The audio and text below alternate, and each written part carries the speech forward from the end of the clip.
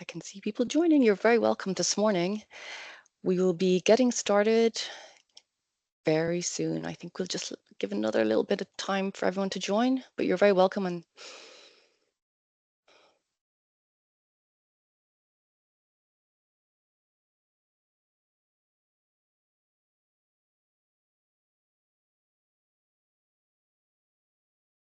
good morning, everybody. You're very welcome to this morning's SME Business Briefing. I think we might get started. I would like to pass you now over to Alison Donnellan, Programme Executive with SEAI's Business Supports. Hi, Ali. Good morning. Thank you very much, Nicole. Good morning, everyone, and you are very welcome to our final business briefing of 2024. We are delighted to have so many of you on the call this morning, and we really hope you find it to be an informative and useful session. My name is Alison Donnellan, and I'm a Programme Executive on the Business Supports team here at SEAI and your host for this morning's briefing.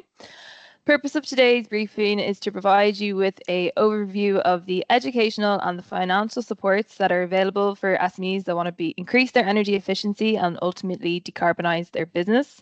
We're also going to hear about the Energy in Building Performance Directive and what that means for SMEs, along with the building and automation control systems. And we're also going to hear about smart energy and the benefits that it has for SMEs.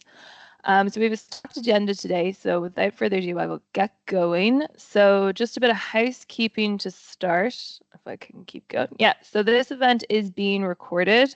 So we will be sending a recording along with the slides and the FAQ sheet to attendees after the event.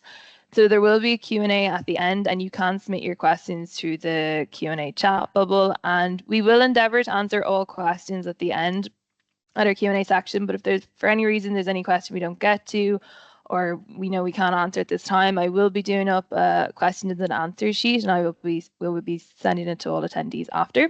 We also would appreciate if you could fill out our survey at the end just to let us know what you think of the webinar, so we can always, make changes and improve it. So as I said, we have a stacked agenda today, so you're not going to just be hearing from me. I'm joined by a number of my esteemed colleagues from SEAI. So my colleague Daniel Gleeson is going to be talking about the benefits of an energy audit for SMEs and also SEAI's support scheme for energy audits.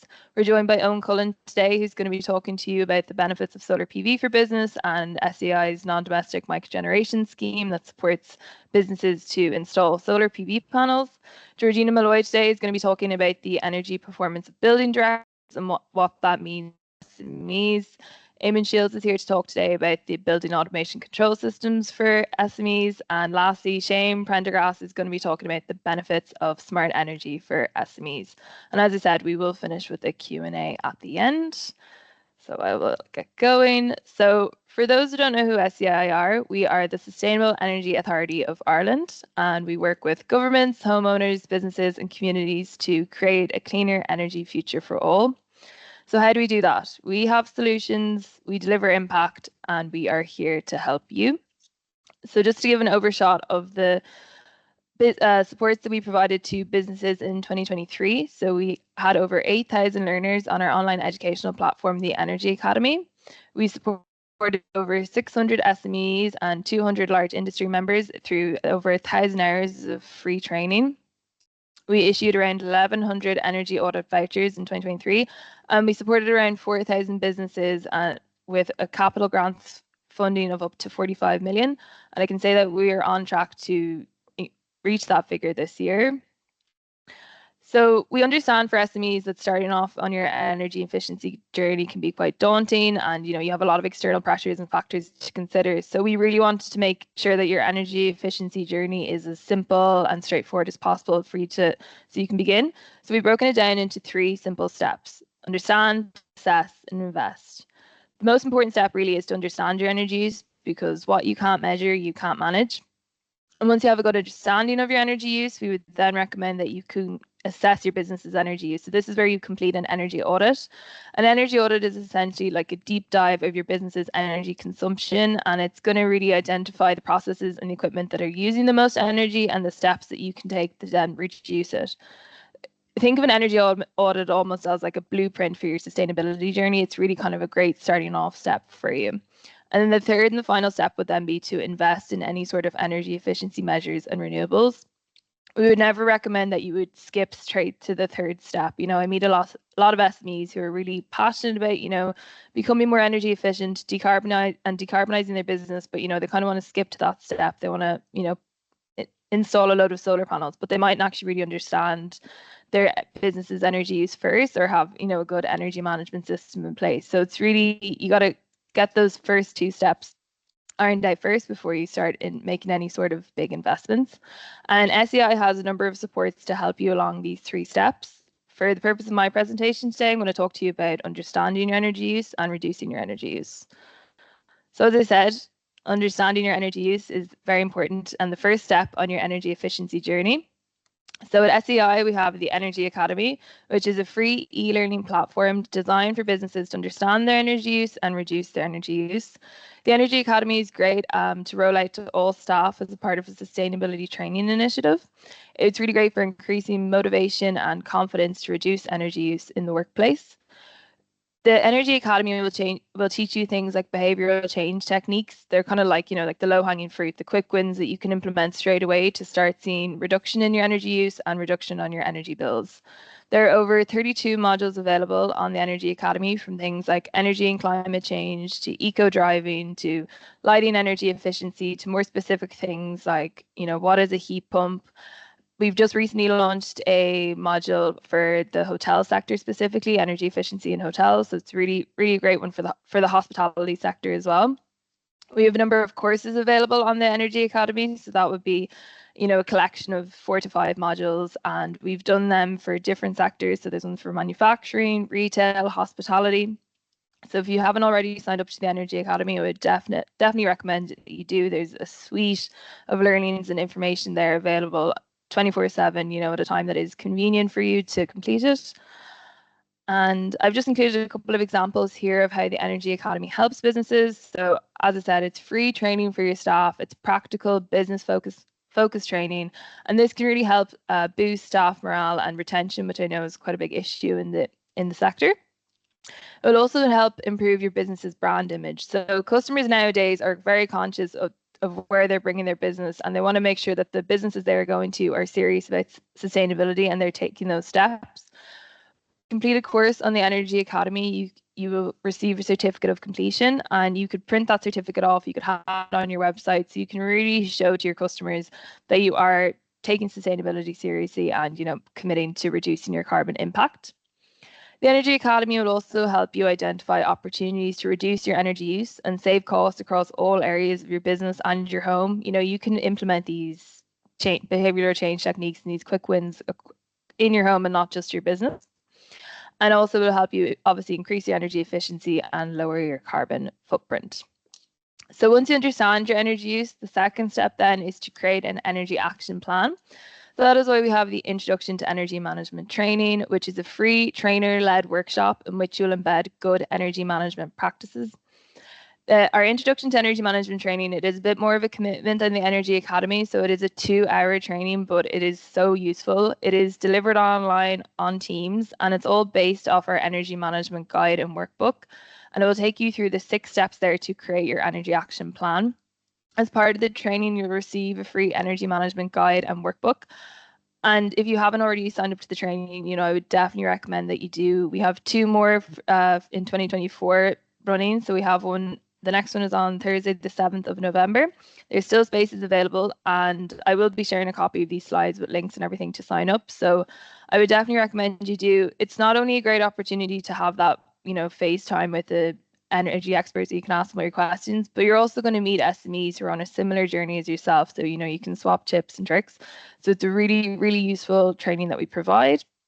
So now that you've understood your energy use and created your energy action plan, the second step now is to assess your energy use. So I'm going to actually hand you over to my colleague Daniel, who's going to talk to you about the benefits of Energy Audit, and I will stop sharing my screen.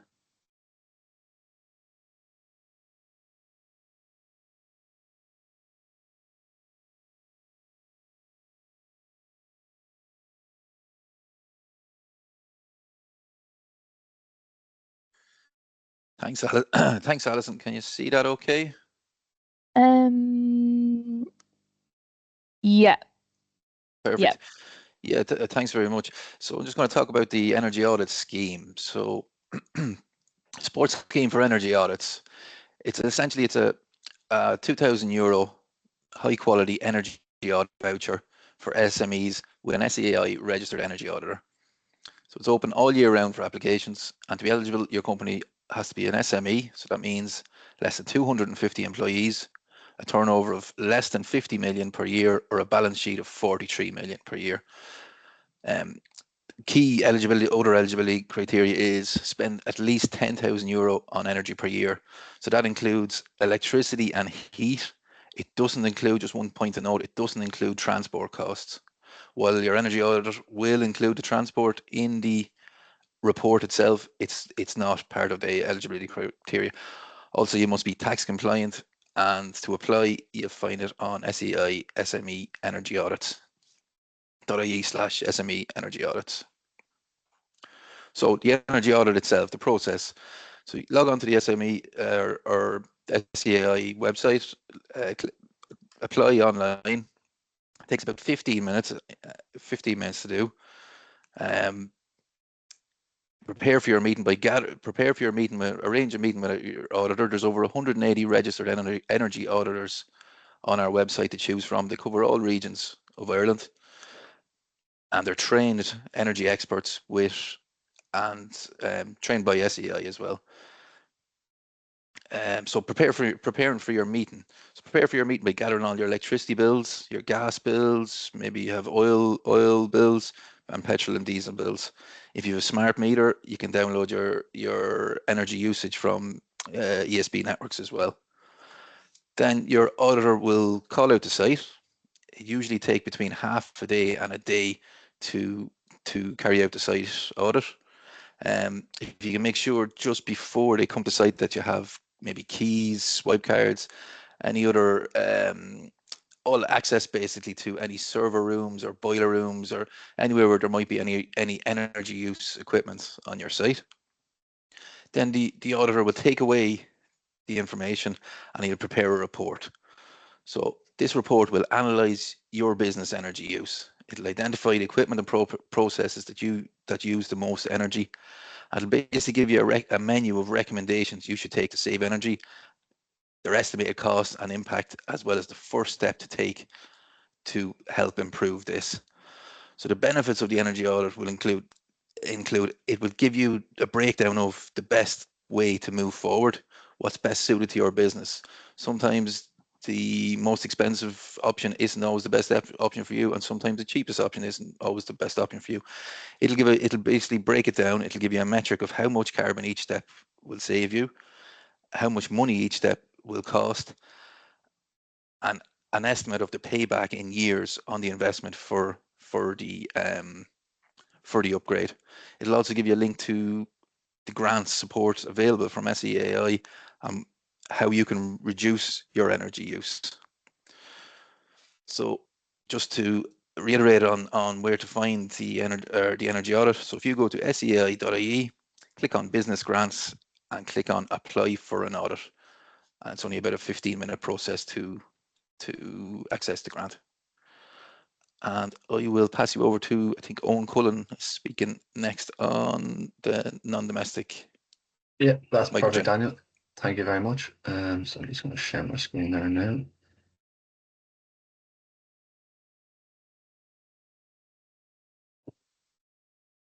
Yeah, so my name is Owen Cullen and I'm program executive on the commercial retrofit team. So I'm just going to run you through our non-domestic microgen scheme there. So it's a solar PV scheme for commercial.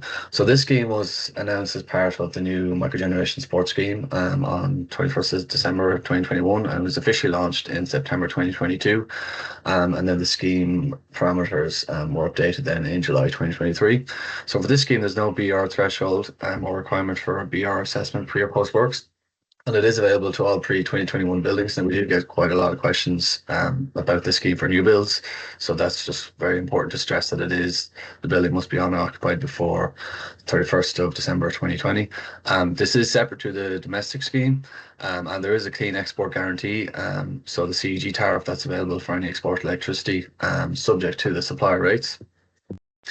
So this scheme is, the maximum grant for this scheme is up to 162,600 there. And the grant scales, it's kind of a sliding scale, so it's set up to a maximum of 1,000 kilowatt peak. Now, for any systems larger than 1,000 kilowatt peak, so if the company is looking to sell maybe 1,500 kilowatt peak, they do receive that maximum grant value.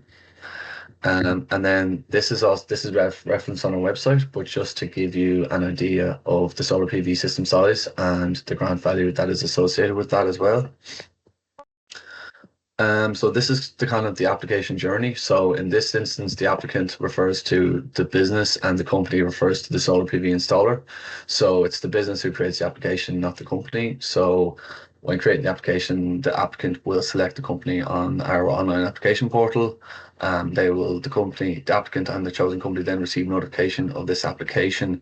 And there is a requirement to have a contract in place with the applicant. And that the letter of offer matches what is installed. So again, as mentioned, there's no BR required for this. The company uploads all required documentation as soon as possible with the aim of getting this uploaded within 3 days of the install.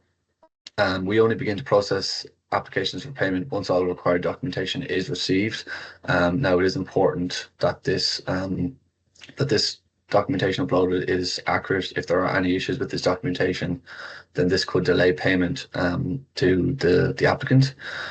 So like some of the common reasons that we could see are not having an updated tax clearance certificate, putting the applicant inputting the wrong tax reference number when setting up their account initially, or having an incorrect MPRN number on any of the required documentation. So they're generally the main reasons why we see that kind of documentation being returned to correction for the applicant. So just really important to stress that the installer needs to ensure that all the required documentation is correct when they're submitting it. And then typically there is a 4 to 6 week turnaround from when the documentation is received to grant payment. Now obviously if it's selected for inspection, then that timeline will be extended. And then there is the 8-month expiry then, so from letter of offer until the expiration date. So then just general scheme T&Cs. So the eligibility criteria, so it must be the business premise owner, in the case of public sector, the responsible person applying, so the installer cannot make an application on behalf of the applicant. As mentioned, year of construction pre-2021, so built or occupied on or before December 31st. So the grant amounts are fixed. The grant approval must be in place prior to the works commencing. And again, the works must comply with the overall scheme terms and conditions, the technical standards and specifications documentation, as well as the code of practice. And all these documentation can be found on our website. And then just to give yourselves an example of some of the different sectors that have been applying for the scheme. So you can see here there's a wide variety of sectors. So across the different SME sectors. So you have accommodation, which includes hotels, B&Bs, guest houses. Then we have agriculture there. You can see community and sports, so like a lot of GA clubs, soccer clubs, rugby clubs, food and beverage, and so restaurants, pubs, etc., and retail. And then commercial business then, so that includes any businesses that do not kind of fit into those sectors. That could be manufacturing, industrial. So you can see there's a wide variety of applications across the SME sector, so it's really good to see that interest, and the scheme I suppose is continually growing as well, so it's great to see that interest from the SME sector. And now I think I'm going to pass you on to Georgina Malloy, who's going to talk about the Energy Performance of Buildings Directive and what that means for SMEs. Thanks, Owen. Hi everyone, it's lovely to see you. Bear with me, I'll share my screen. You see my presentation okay? Yes, we can. Okay, lovely. Hi everyone, and thanks to all the other speakers. So the Energy Performance of Buildings Directive, and what does it mean for you all, for SMEs?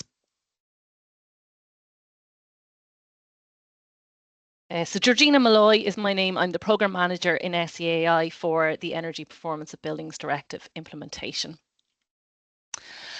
So just to give you a rundown on what I'll talk about for the next 10 or 15 minutes or so. I'll give you an update on the timelines because the EU directive has been revised recently. I'll talk about some of the requirements and the topics that will impact SMEs, and please do put questions into the Q&A function there. I'm happy to answer questions. So it's an EU directive, and it's because it's an EU directive and because we're part of the EU, we need to transpose it into Irish law. Now, the last time this directive was revised was 2018.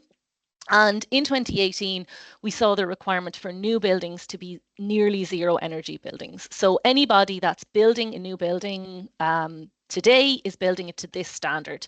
So it's a building that requires a very low amount of energy. So it's a high performing building in terms of energy.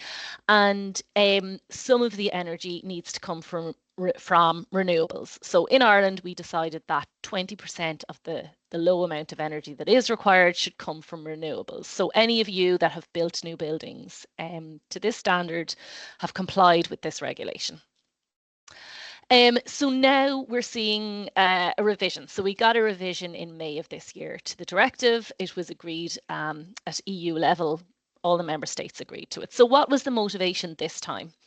So the motivation, the overarching aim is that all buildings in Europe should be zero emissions buildings by 2050, and with the acknowledgement that certain maybe historical buildings won't reach that, but this is the overarching aim. There's also a motivation to increase renovation rates and have a decarbonised building stock, focusing on the worst performing buildings, and I'll talk about that in more detail in a few minutes. While they're focusing on the worst performing, they also want to focus on all buildings across the stock. So all of your buildings can contribute. So the text of the directive was formally agreed on the 29th of May 2024. And the reason I'm so specific about the date is because many of the things in the directive or the requirements need to be in place within 2 years of this date. So the clock is ticking. It'll need to be put into Irish law within 1 to 2 years. And then different requirements need to be in place by different dates. So there are obligations on building owners and on the state. So what are the main impacts then for the non-residential building stock and for SMEs? So I said there's a new standard for new buildings coming, zero emissions buildings.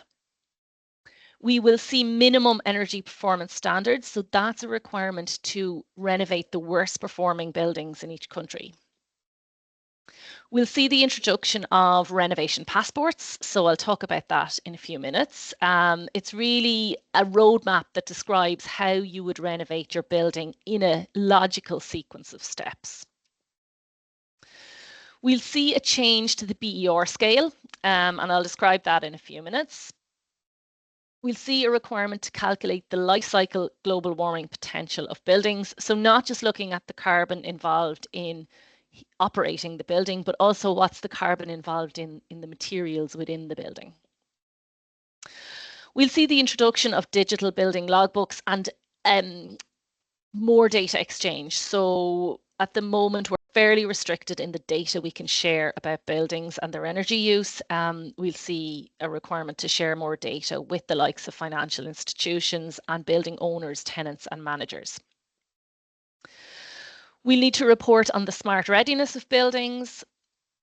There'll be requirements for EV charging infrastructure, requirements to look at indoor environmental quality, building automation and control systems that my colleague Eamon Shields will talk about. And as Owen said there, solar energy in buildings. So there's a requirement for some buildings to install solar energy. So looking at the BER scale, on the left there is the scale that we have in Ireland today. So we have A1, A2, A3, etc. And every country in Europe has a different scale. Now we're seeing a common scale across Europe. So within 2 years, we'll have a new scale. It'll be A to G. A will be a zero emissions building, and G will be the very worst performing buildings. And then B to F will be everything in between. So it's going to be really important for you and for your banks to understand the changes in the scale, because banks are giving green loans based on the scale. At the moment, they're looking, you know, to the different class that your building is, and maybe deciding on a loan based on that. So it's going to be a very important communication piece for us and for you to understand when the scale changes. So yeah, A is zero emissions building and G is the very worst performing buildings. So what will a zero emissions building be? Maybe some of you are planning a new building. It's important for your consultants and your designers and yourselves to know what that might be if you're planning a new building. So it's a building with a very high energy performance, so it'll need to be better performing than the standard we have today. A building that requires zero or a very low amount of energy. It produces zero carbon emissions from fossil fuels, so no fossil fuels on site. And very low or zero operational greenhouse gas emissions. And the energy that it uses should be at least 10% less than the NZEB standard we have today. So the directive also lays out where we can get the energy from. So the building does require some energy. It can come from renewables on site or nearby. Nearby is not really a possibility in Ireland at the moment because we don't allow private wires. So nearby might be a situation where you have maybe a university campus, a hospital campus, something like that, where you've two buildings on the campus and they're separated by a public road. The ideal would be that one building could generate energy from solar and the other building could use that energy. But because we can't have private wires in Ireland, it's not possible at the moment. We can get the energy from a renewable energy community, from an efficient district and heating system, and energy from carbon-free sources. So an example of that would be the renewables on the grid. So I could get my energy from the renewable part, or I can get my energy from the grid. Obviously, I'm using part of that. Part of that is non-renewable, so I would have to offset that with renewables I'm generating myself on site.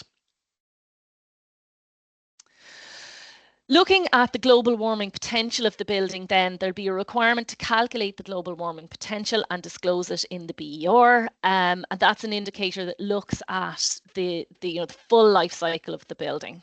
So looking at what carbon is in the materials, the foundations, the walls, the floors, the windows, what carbon is in the heating, cooling and ventilation system, and then what carbon is involved in demolishing that building at the end of its life. So SEAI are developing an embodied carbon database. So what carbon is involved in, what carbon is associated with every type of building product that we have. And SEAI are developing a calculation methodology. So I spoke a few minutes ago about minimum energy performance standards for non-residential buildings. So this is the requirement to renovate the worst performing buildings in every country in Europe. So by January 2030, Ireland will be required to renovate the worst performing 16% of buildings in the country, non-residential. And then by January 2033, we'll be required to renovate the next worst 10%. So really important to look at buildings. I mean, the first challenge is finding out where are the worst performing buildings. And then how do we renovate them? And looking at maybe, do we bring them from G right up to C, or do we bring them up a grade? So important assessment for Ireland to do here. Looking at some of the dates then for when things are required. So we'll have a common BER scale by the 29th of May 2026. EPC, we call it BER in Ireland, Building Energy Rating. In Europe, they call it EPC, Energy Performance Certificate. It's the same thing. So an EPC or a BER will need to be issued if a building is constructed for the first time, if it undergoes a major renovation, if it's sold, rented, or if a rental contract is renewed. So if you're renewing your rental contract, you'll need to get an EPC within a year and a half. EPCs shall be issued for existing buildings owned or occupied by public bodies. So if you own a building and there's a public body in the building, they'll need to have a BER or an EPC. Where buildings are occupied by public bodies and frequently visited by the public, the EPC should be displayed. And where an EPC has been done for a non-residential building, it should be displayed. So if you have one done, maybe you did a major renovation and you had to get an EPC for it, then you need to display it. And these requirements are coming in 2026. Looking at solar energy in buildings then, following on from Owen's talk. So if you're building a new building, this is a requirement by 2026 that new buildings should be designed to optimize the solar potential of the site. So looking at the site and seeing how can we design the building to optimize solar on the site. So by January 2027, all new buildings and non-residential buildings greater than 250 square meters should install solar. So that's for new buildings. For existing buildings, all existing buildings greater than 2,000 square meters should install solar by January 2028. So that's not buildings, you know, undergoing a renovation. That's all buildings over that size. And then a year later, smaller buildings fall into that requirement. And by December 2030, even smaller buildings, so small buildings over 250 square meters, fall into that requirement. By January 2028, on existing buildings greater than 500 square meters, they're required to install solar if they're doing a major renovation, if they're doing roof works, if they're installing a technical building system, you know, a boiler or a ventilation system, they'll be required to do solar along with that. Looking at life cycle global warming potential then, by 2027, Ireland will set limits. So important to look at what limit we might set. If we set the limit too low, it'll be unachievable. If we set the limit too high, every building will achieve it and it won't mean anything. So we'll be looking to other countries in Europe to develop these limits. By January 2028, all new buildings greater than 1,000 square meters will need to calculate the global warming potential and show it in their BER. And then by January 2030, all new buildings will need to calculate it and be within the limit set. I spoke at the start about new buildings being zero emissions buildings. So by 2028, new buildings owned by public bodies should be zero emissions buildings.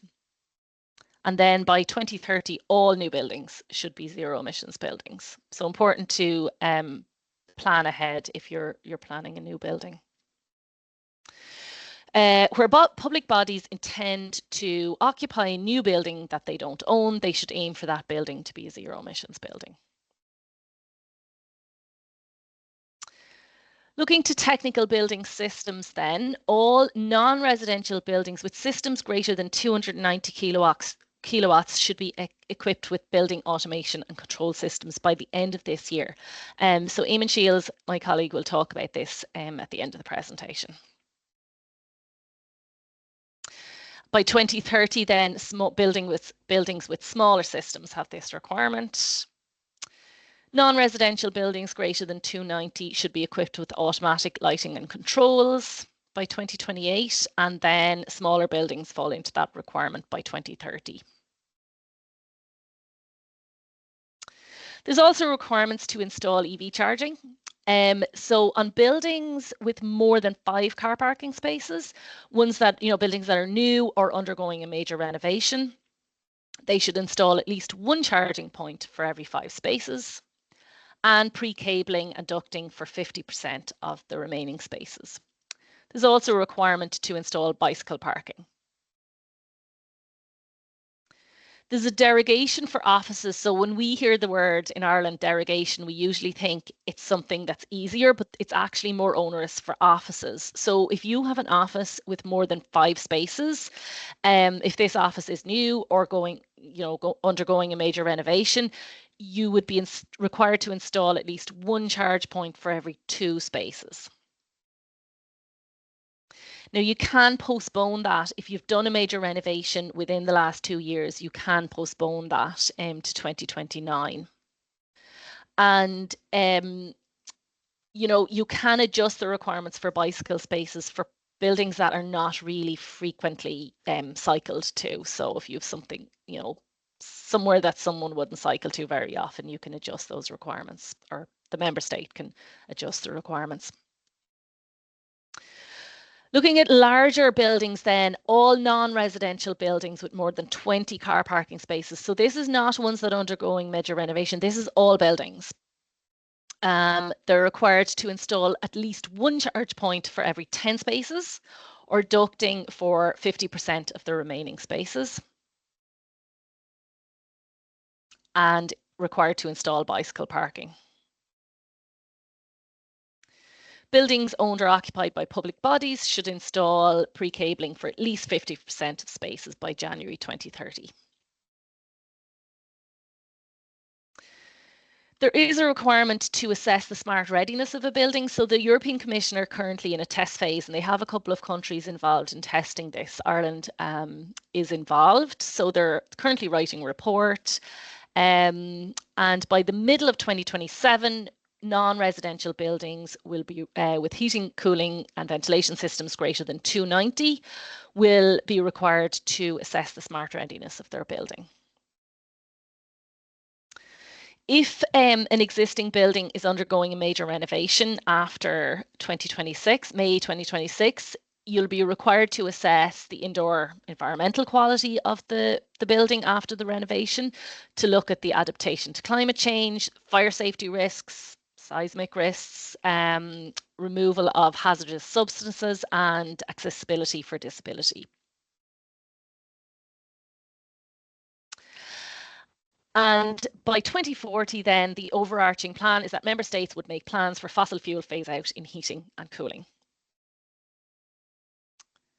So I know I've put a lot out there. I'll hand over now to my colleague Eamon Shields, and he can talk to you about the requirement for building automation and control systems. Thanks, Georgina. Morning, everyone. So, as Georgina spoke earlier on, in terms of the EPBD, this is a particular regulation which we've already enacted within Ireland before the latest EPBD was launched. Now, when we launched it, the guidance that we were given at the time was that the requirement I'm going to discuss now is actually required by 2025. But as Georgina just alluded to there, the new EPBD has actually moved this to 2024. Obviously, there are some realistic practicalities in terms of implementing and reaching compliance with this. But I'll just go through the actual requirements first, and then we can you'll see that there are some challenges for us to reach that particular goal. So if you wanted to see let's see oh, there it is. Yeah. Great, thanks. No worries. So the Energy Performance of Buildings Regulations 2021. So if you go onto the department's website, you'll see this is where we brought this requirement into law. As I say, if you look at that document now, it actually refers to 2025 as the requirement, but this has now moved, as I say, to 2024. So this relates to, so the main aim of this, I suppose, is to take advantage of the digitalization that we've used in all other aspects of our lives, and the need to really be able to monitor things, because there's no way you can actually control something if you can't monitor it. So they've moved this into law just to make sure, because there's massive wastage within buildings just due to the fact that systems are running and people don't know exactly what's being used or when it's on or off, etc. So within this particular regulation, the way it's stated is that buildings with systems with an effective rated output of over 290 kilowatts, a building automation control system should be installed where technically and economically feasible, and I'll refer to that in a moment. And it should have the following basic functions. So continuously monitoring, logging, analysing, and allowing for adjusting of energy use, benchmarking the building's energy efficiency, and constantly monitoring what the building is actually using against that. Allowing communication with connected technical building systems and other appliances inside the building. So I suppose a lot of this sounds quite onerous, but any modern standard BMS system will really be able to perform any of these functions quite simply. And there's massive benefits, which we'll describe now just in the next slide, if you can move on. Thank you. Yep. Next chart. Some of the typical benefits of this intervention include there's very limited disruption relative to some other energy saving systems you'll get within a building. So you don't have massive disruption to the operations of your building or your business.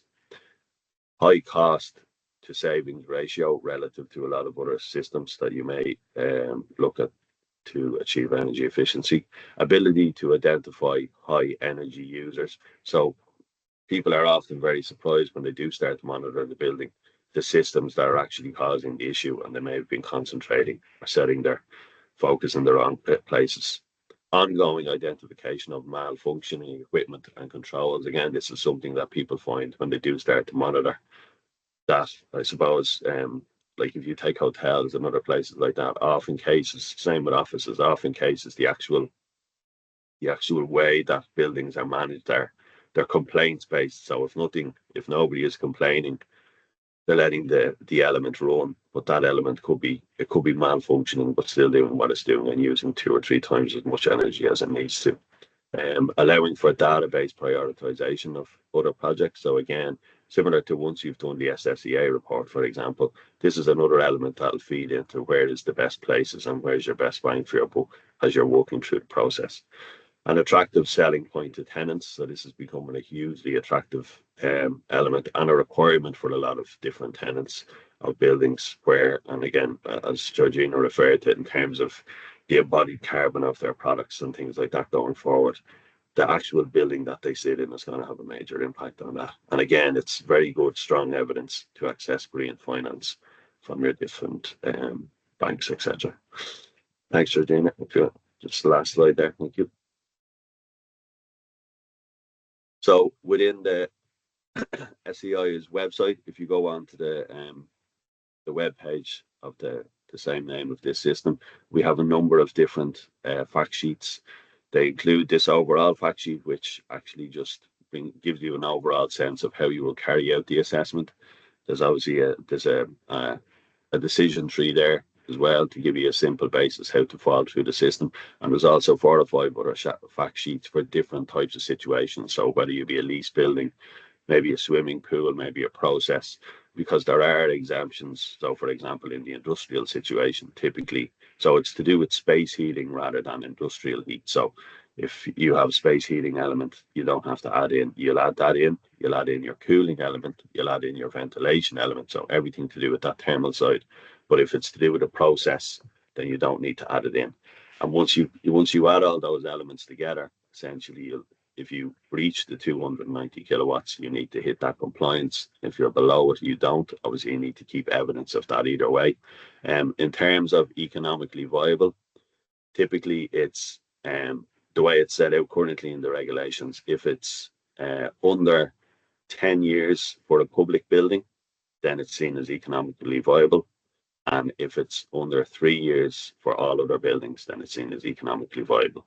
But typically you will see, because of the benefits of these buildings, that there will be a lot of common buildings that will find that economical viability. If it isn't, you just need to keep a record of that to make sure.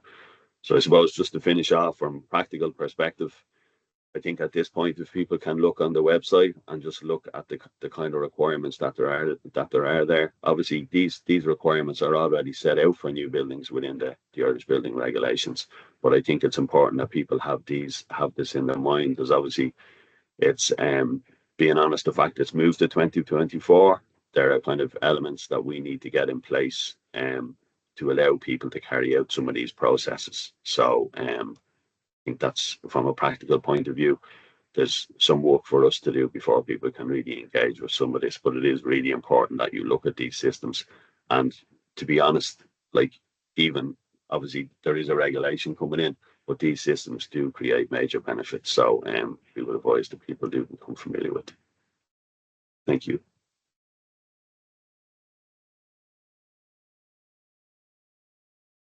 Thanks, Em, for that. So my name is Shane Prendergast, and I'm going to speak to you today about smart energy and what it would mean for an SME. So I'm just going to share my screen, get the presentation up and going. So smart energy. What is smart energy? Well, I could spend probably the whole of today trying to explain the nuts and bolts of smart energy to you, but the two images you can see there are probably a good representation of what it is. So if you look on the right, everything around smart energy is essentially going to be driven and begin with the smart meter data. So from your data, you're looking at then electricity tariffs, you're looking at automation within your business, such as what Georgina and Eamon spoke to there. You're talking about flexible demand to match flexible supply, how you can optimize within your own business, your energy demand, how you can control your assets and your low carbon technology, on-site consumption, and then moving towards dynamic tariffs and energy sharing at the end of it. So in SEAI, when we talk about smart energy, what we're really trying to do is engage, empower, and enable citizens, communities, and businesses to partake in smart energy and smart energy services. So what are the benefits for an SME? Well, you can manage your bills and you can control your electricity use. You can use the insights from the data of your smart meter to drive that. You're not looking at any estimated bills anymore. You'll have up-to-date meter readings and that are made available to your selected energy supplier. So you're actually only billed for the energy use. So you get a bit more confirmation and accuracy through that. You can also lower your carbon footprint as you're able to respond to energy events such as the ESBN, is it a good time, the beat the peak, and different other incentives that are out there within it. There's microgeneration payments that were spoken of today as well. So you can get compensated for selling excess electricity from, say, your solar generation to the grid. And there's also future smart services that will be coming, and there's some existing ones as well, such as time of use and smart tariffs, and they are evolving constantly. So just a little piece on the National Meter Upgrade Programme. So in total, there are 2.1 million meters that need to be upgraded to a smart meter. At the moment, it's 1.8 million. I think exactly it's 1.84 million as of last week were installed in homes, farms, and businesses across Ireland. And their three-phase installation of smart meters is to begin in Q2 in 2025. So it's initially going to focus on a standard 24-hour electricity tariff, and it will move forward from there. So what is a smart meter? Well, a smart meter is a device that essentially provides live data on what energy you're using. So you can check if you have a smart meter already installed. The ESBN have probably been in contact with you, or if you don't, you're probably looking at one of those 4 meters that are in front of you there on the screen at the moment. And in our Energy Academy, there's actually quite a useful module on meters and sensors that you can have a look at to see which one you may be on. You can also request a smart meter if you don't have one already by going onto ESB Network's website.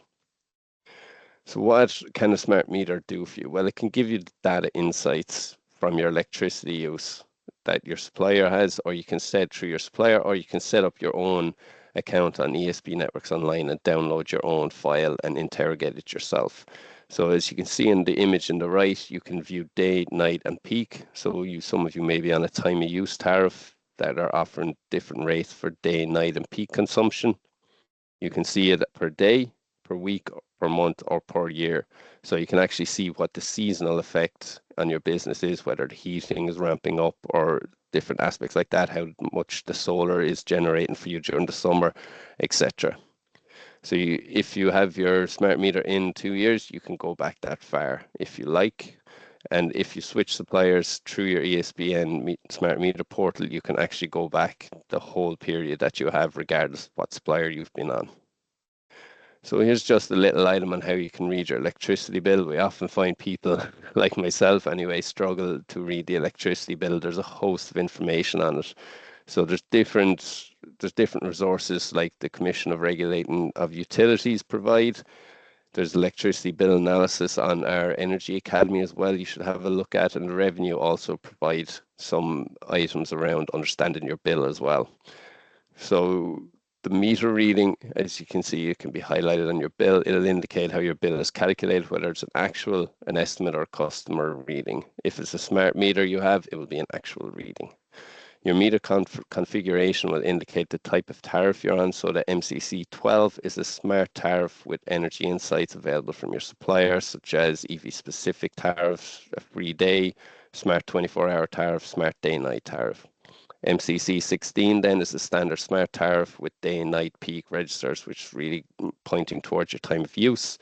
And then the distribution group is important as well. Like DG1 is domestic urban, DG2 is domestic rural, and DG5, which probably a large number of you may be on, is your low voltage, non-domestic, non-maximum demand. It's a little bit technical, but essentially DG5, people will know about it.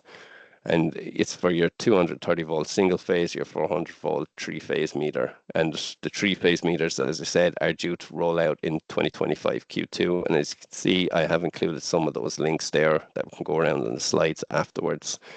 So that brings us then from your smart meter onto your smart tariff for SME. So you can't simply just go on to an energy supplier website or a price comparison website to have a look at the smart tariffs for SME, unfortunately, at the moment. You'd need to pick up the phone, you need to talk to your energy supplier to find out what they're actually offering. And you can talk to as many energy suppliers as you like. They'll bring you through what kind of options are available. And you can use your download from your smart meter to actually look at those options and see, well, what is the right solution for your business and your business needs. But there's also the ability to switch back to a 24-hour smart plan if you have trialed, say, a time of use tariff and it may not be working for your business at the time. At SEAI, we have recently launched our Smart Energy Hub. It was a soft launch as we still have a couple of items that need to be added onto it, but you can find it on your Plan Your Energy on seai.ie. And the main objectives for this is to educate and make people aware of smart energy, what smart habits, smart behavior are, and how you can benefit from them. How you can utilize your smart meter to unlock your energy data, which can actually give you the insights on your future direction of energy demand and costs within your business. To encourage and support increasing smart tariff uptake by essentially educating people on the tariff options that are out there and to understand, well, what is the low carbon technology that might suit your business, what's your business profile, your business demand, and how they can all fit together. And really, at the end of the day, we're moving towards driving decarbonisation for 2030. So the key message for smart energy and the Smart Energy Hub is smart habits, smart tariffs, and low carbon technology, and how the connection between all of them is crucial for not just yourselves, but everyone, whether it's your home, your business, your community, moving forward. So really switch, reduce, shift. They're the three main actions, and it is a circular journey that one is. So here are just some stills of our new website and some of the entry points you can get it on. I have them highlighted there in the orange boxes. There's 3 on the home page that can help you get in and help you start planning your smart energy journey with SEAI. So we have it up for the business with a specific focus on SME at the moment, but also for the home, should you wish to look at your own personal situation as well. We do have some animations and some technology guides coming in as well on the pages. So as you can see here, this is what, and a few stills as you start clicking through the pages, you're going to see you can pick some of the different low carbon technology like heat pumps, solar, electric vehicles, renewable heat, and it'll bring you through to more information on, say, a building management system, give you some technical info, some information on how you can optimize and utilize your data within that, how you can be smarter within your business use, and what are some of the next steps. And of course, it's highly linked to everything you've heard today between solar, building management systems, and the upcoming EPBD requirements. So thank you very much for that, and I'm going to pass you back to Ali for any questions you may have. Thank you very much, Shane, and thank you to all of our panelists for a very informative briefing. So we're going to move on to the Q&A now, and I can see a lot of questions popping through, and a lot of my colleagues have been answering them kind of throughout the briefing. So in the interest of time, I'm going to go through the ones that haven't been answered yet, and they are not loading for me, so it's very helpful. Okay, yeah, here we, oh, sorry. Sorry, they're literally just, they're not coming up for me at the moment. Did you want me to read some out, Ali, or? Yeah, Oh, okay, no, they're kind of sorry. They just decided to stop loading for me, of course. Sorry about this, guys. No, you're fine. Okay, so well, I'm just going to go through the ones that haven't been answered. Okay, so this one, maybe I think Eamon, you might be able to answer this, or Owen. It was basically just they're wondering if there's going to be a reduction in the solar PV grant from 2025 for smaller schemes. Is that, do we have any information on that, or will that be? Yeah, that's as you know, the domestic scheme is reducing for scale of systems that are currently within that scheme. We're in the discussion with the department, but it's likely for a similar scale of system we will align just at that lower levels of system scale up to 4 kilowatts. But that still needs to be confirmed. But it'll only impact that lower scale. Okay, perfect. Thank you. And I have a question here that came, Daniel, you might be able to speak to this just from Kildare Leo, and it's basically about the audit recommendations, and will the auditor be looking at other supports? It's not just SEAI supports that they include in the report. I know it is kind of focused on SEAI supports, but I've definitely seen recommendations for the Green for Business support from the Leo included in some of the audits that I've reviewed. Would I be correct in that? Yeah, absolutely. Yeah, auditors will often reference where it's more relevant. The Leo grants occasionally they'll be more suited to the customer, depending on the size of their business and the scale of their business. And the Green for Business from the local enterprise office is often a better option than the SEAI grants available. So the auditor will typically recommend them where suited. Perfect. Okay, and what is another one here that hasn't been answered yet? A lot of them have been answered. Sorry, this is probably for Owen again, or Eamon. But what would be an effective rated output of 290 kilowatts per hour for? I think that's about solar. No, sorry, I think it's. I think that's probably in reference to the backs, isn't it? Oh, yeah, back. Yeah, sorry. I think it's in reference to the back. So, the fact sheets that are on the website give a good indication of it. But essentially, it's essentially the addition of your heating, your cooling, and ventilation systems. So, and from a thermal perspective, so if you imagine if you have two 50 kilowatt boilers, you add those together. You have an air conditioning unit that's 3 kilowatts, you add that together. And then if you have a ventilation unit that has a heating load of 10 kilowatts, you add that together, and that's the total. So you take the rate, it's like the nameplate capacity on the back of each of your main units, you add them all together, and that will decide whether it's above or below the 290. Okay. Perfect. Thank you very much. I think there's a few more questions that are coming in.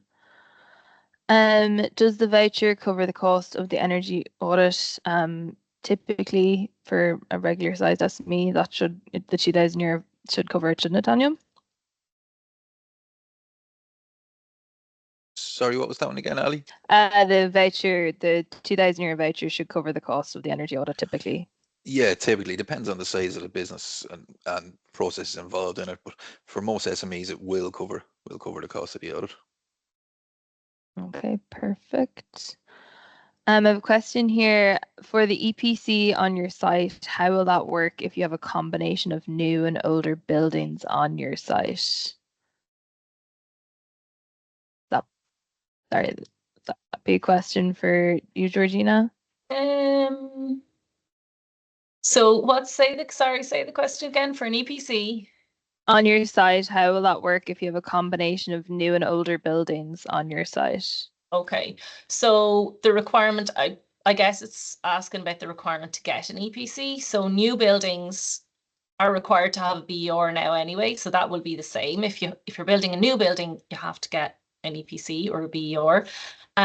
If you have an older building, if you're doing a major renovation to that building, you'd have to get an EPC. If there's a contract renewal, you'd need to get an EPC. Let me just go through the list of other things. So new construction, major renovation, sale, rent, or rental contract renewal. So if you were selling that old building, you'd have to get an EPC. If you were renting it out or if you were renewing the contract, you'd need to get it.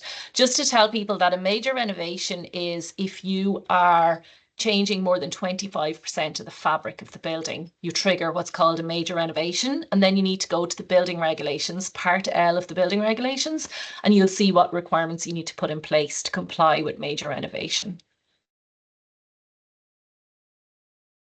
Okay, perfect. I think there's a good few questions coming in for you now, Georgina.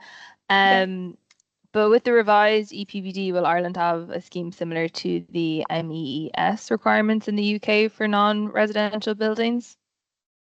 I'm not familiar with MEES. Oh. But for non-residential buildings, I mean, the commercial retrofit scheme is in place. We still have to work out a lot of the details around the requirement to renovate the worst performing buildings. Yeah, I'm sorry, I'm not familiar with that scheme, but maybe we can answer that later. Yeah, we can. Any questions, because there's a lot of them coming in, and I'm conscious that we are going over time, so I will be doing an FAQ sheet. Just trying to think if there's anything else that have come through to me now. Are the building owners solely responsible for fulfilling the requirements? As a tenant, we would want to comply, but if it's up to the landlord, they may wait until they're closer to the deadline. Is it the building owners who are? Yeah, I mean, it's the building owner who needs to comply, but obviously there's a split incentive issue here where, you know, if you, like as Eamon was saying, if you were to install a back system in the building you're renting, you're going to get the benefits as the person who's paying the energy bills. And the EPBDs does say that member states need to put in place systems to address this split incentive problem.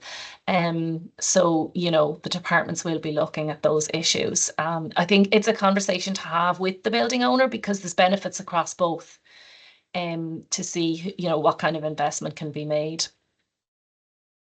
Okay. Just in terms of the back, Sally, just in regard to that particular point, if a tenant within, it's a little bit of an oddity, I suppose, compared to the other stuff in the EPBD, but if the tenant has their own installation, so maybe some offices, there'd be a lot of tenants might go in to an empty building and put in their own heating and cooling system. In that instance, that tenant, if they're above the 290 kilowatts, they'll have the requirement to put in their own PMS system as opposed to the landlord. Okay, perfect. Thank you very much.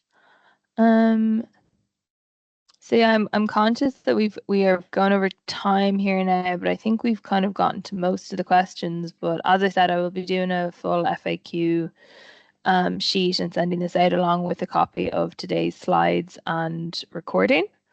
But thank you very much to everyone who attended today, and thank you very much to all of our panelists. And again, we would really love to know what you thought of today's briefing. So if you want to scan that QR code and fill out the survey, we would really appreciate it.